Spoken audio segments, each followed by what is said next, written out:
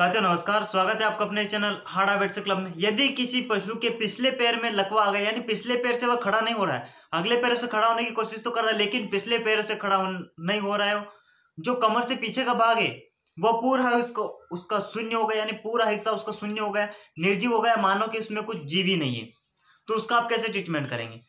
साथियों ये बहुत बड़ी समस्या है। यहाँ पर कई डॉक्टर भाई लगातार एंटीबायोटिक वगैरह लगातार बहुत सारे इंजेक्शन लगाते हैं लेकिन उनको रिजल्ट नहीं मिलता है, उनका पशु ठीक नहीं होता है और वह सारी दवाइयां करते हैं लेकिन पशु ठीक नहीं होता। तो आज के इस वीडियो में आपको बहुत ही शानदार दवा भी बताने वाला हूँ जिससे 100% आप उस पिछले भाग से जो पशु खड़ा नहीं हो रहा है, यानी पिछले पैर से जो पशु खड़ा नहीं हो रहा है, वो 100% खड़ा होगा।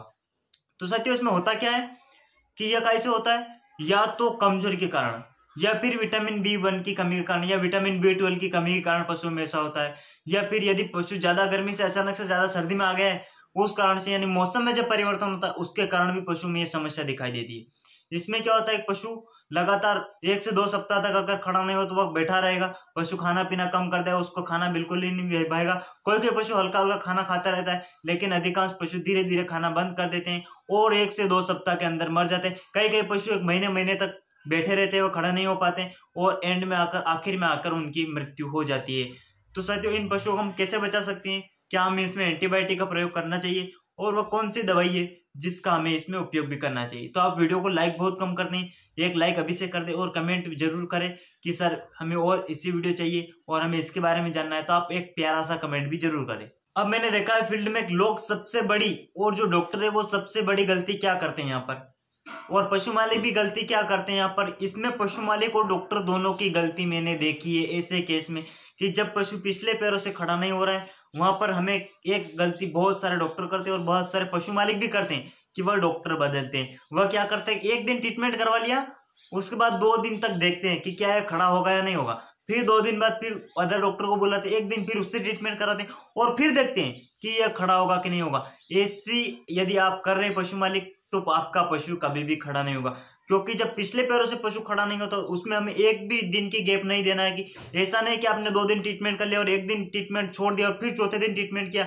आपका पशु कभी खड़ा नहीं होगा। हमें लगातार जब तक पशु खड़ा नहीं हो तब तक उसका ट्रीटमेंट करना है बिना गैप दिए, यानी बिना खाली स्थान रखे हमें उसका ट्रीटमेंट लगातार करना है। यदि आप 1 दिन भी ट्रीटमेंट नहीं करेंगे तो आपका पशु खड़ा नहीं होगा। सबसे बड़ी गलती है, पशु मालिक सुन ले कि यदि आपके किसी पशु में ऐसी समस्या हो रही तो आप उसको क्या करें, डॉक्टर को बोल देगा आप ट्रीटमेंट करते रहिए इसका, ऐसा नहीं कि आप ट्रीटमेंट बंद कर दे, और डॉक्टर भी ध्यान देगा। आप ऐसा नहीं कि 2 दिन ट्रीटमेंट करो, बोल देंगे ये तो अब खड़ा नहीं हो रहा, क्या करें, आप पशु मालिक को बात कर ले, पशु मालिक को भी बता दे और डॉक्टर भी समझे कि हमें इसका लगातार 3 से 4 से 5 दिन तक लगातार इसको ट्रीटमेंट देना है बिना गैप दिए, यानी एक भी दिन, हमें ऐसा नहीं कि एक भी दिन आप ट्रीटमेंट नहीं करेंगे तो आपका पशु खड़ा नहीं होगा। तो सबसे बड़ी गलती ये डॉक्टर कर रहे हैं कि वह गैप दे देकर ट्रीटमेंट करे। यदि आप गैप दे रहे हैं तो आपका पशु कभी खड़ा नहीं होगा, यानी हमें एक भी दिन नहीं छोड़ना है, हमें लगातार पशु का ट्रीटमेंट करना है तभी पशु ठीक होगा। अब बात करें हमें इसमें ट्रीटमेंट क्या करना है।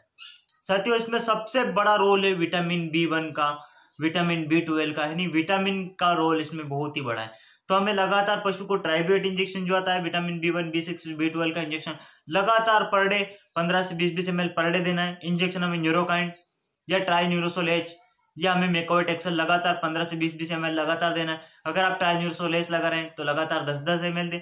यदि आप न्यूरोकाइंड लगा रहे हैं और अपने मेकोवेट एक्सेल लगा रहे हैं तो आप 15 से 20 ml पर डे हिसाब से दें। आप इसको आईवी करें, बहुत ही शानदार रहेगा।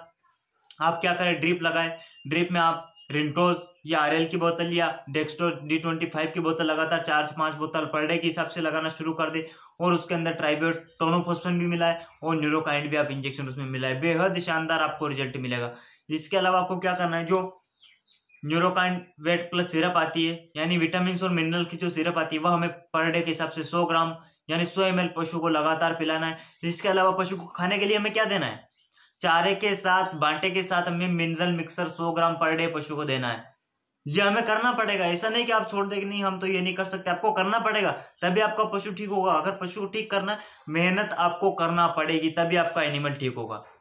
ये सारे इंजेक्शन लगाने, एक बार आप कोर्टिसोन इंजेक्शन जरूर लगा सकते, कोई किसी प्रकार की कोई दिक्कत नहीं, या तो आप डेक्सोना लगाए या वहां पर आइसोफ्लूड इंजेक्शन एक बार लगा सकते हैं। आपको बस ये ट्रीटमेंट करना और एक बार आप चाहे तो यहाँ पर 100 से 200 ml माइफेक्स कैल्शियम लगा सकते हैं। ज्यादा हमें कैल्शियम लगाने की कोई जरूरत नहीं है।